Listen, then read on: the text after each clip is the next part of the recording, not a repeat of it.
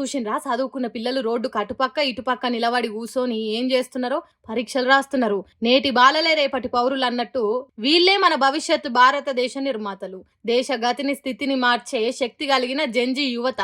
బీహార్ రాష్ట్రం సివాన్ జిల్లాలో జరిగింది ఈ పరీక్ష. చదువుల తల్లి సరస్వతి ఒగ్గి తీరుగా రోడ్డు మీదకి వచ్చింది.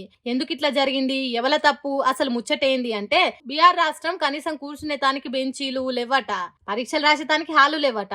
అందుకే పంతులు పిల్లలను రోడ్డు పక్క అటు కొంతమందిని ఇటు కొంతమందిని దూరం దూరం నిల్చోబెట్టి కూసోబెట్టి పరీక్ష పేపర్లు వంచుకుంటే ఎగ్జామ్ పెట్టిండ్రు. యథా రాజా తదా ప్రజ అన్నట్టు సర్కారుకు తగ్గట్టు సార్లకు తగ్గట్టు పిల్లలు అన్నట్టు శ్రద్ధగా పరీక్షలు రాస్తున్నారు. రై రై అని బండ్లు కార్లు నడుపుతున్నా కూడా ఏకాగ్రతతోని ఎగ్జామ్ రాస్తున్నారు. ఈ వీడియోలు ఎవరు తీసిండ్రో ఏమో గానీ సోషల్ మీడియాలో పెట్టంగానే పొట్టు వైరల్ అవుతున్నాయి. డిజిటల్ చదువులు, స్మార్ట్ క్లాసులు, ఏఐ టెక్నాలజీతోని బయట దేశాలు రవ్వడిగా డెవలప్ అవుతుంటే మన దేశం గీ తిరుగున్నది. వాహనాల రద్దీ, జనం రాకపోకల మధ్య ఆ పిల్లలు ఎంతో ఏకాగ్రతతోని పరీక్ష రాస్తుండడం చర్చనీయాంశంగా అయింది.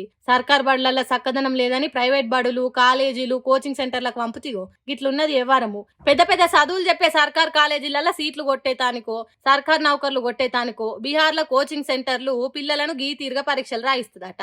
ఇటు పిల్లలు కూడా మాకు ఇది మస్తు కష్టం అన్నట్టు తిప్పల పడకుండా శ్రద్ధగా పరీక్షలు రాస్తున్నారు. అందుకే చాలా మంది మన దేశంలో చదువుల చక్కతనం గింత ఘోరంగా తయారైందని అంటుర్రు. చదువులకు కావాల్సిందే సౌకర్యాలు కాదు, గట్టి శ్రద్ధ ఉండాలి అని ఇంకొందరు అంటుర్రు. ఎవలేమన్నా ఎట్లన్నా గిసొంటి వీడియోలు బయట దేశాలలో చూస్తే భారతదేశం పరువే పోతుంది. కాబట్టి చదువులను రోడ్ల మీదకి ఎక్కియకుండా ఉండే గట్టి చర్యలు తీసుకోవాలని అంటుర్రు దేశం మీద ప్రేమున్నోళ్ళు.